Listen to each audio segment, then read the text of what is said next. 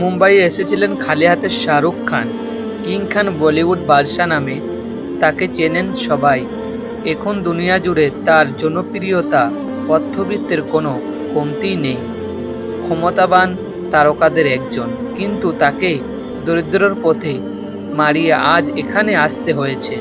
কাজের খোঁজ যখন মুম্বাইয়ে আসেন, তখন পকেটে নেই কানাকড়ি, নেই থাকার জায়গা, ঘুমাতে হতো পার্কের বেঞ্চে, কিন্তু পেট যে চালাতে হবে।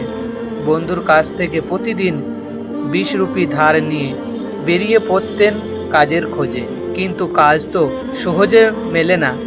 দিনের শেষে খালি হাতে হতাশ শাহরুখ খান ফিরতেন। পার্কের এক কোনায় বসে স্বপ্ন দেখতেন ভাগ্য ফেরার। এইভাবে অভাবে কাটত দিনগুলো। অবশেষে একদিন পেলেন কাজ। না, অভিনয় শিল্পী হিসাবে নয়, দরিয়াগঞ্জের একটি রেস্টুরেন্টে মিডিয়াতে আসেন এখনও শিল্পী হয়ে, আর বেতন ধরা হয় মাত্র 50 রুপি। এই 50 রুপি তখন তার কাছে অনেক বন্ধুর কাছে ধার করে আর কতদিন চলা যায়। শাহরুখ খান প্রথমে তার নেতিবাচক চরিত্রে অভিনয়ের জন্য প্রশংসা পান। সবাই তাকে তখন ভিলেন চরিত্রে অভিনয়ে উৎসাহ দিয়েছিলেন, কিন্তু পরে রোমান্টিক ছবি দিয়ে তিনি দর্শকের সত্যিকারের নায়ক হতে পেরেছিলেন। এরপর থেকে চলচ্চিত্রে অভিনয়ের জন্য তার আক্রমণ আসতে থাকে এবং 1982 সালে তার প্রথম চলচ্চিত্র দেওয়ানা মুক্তি পায়।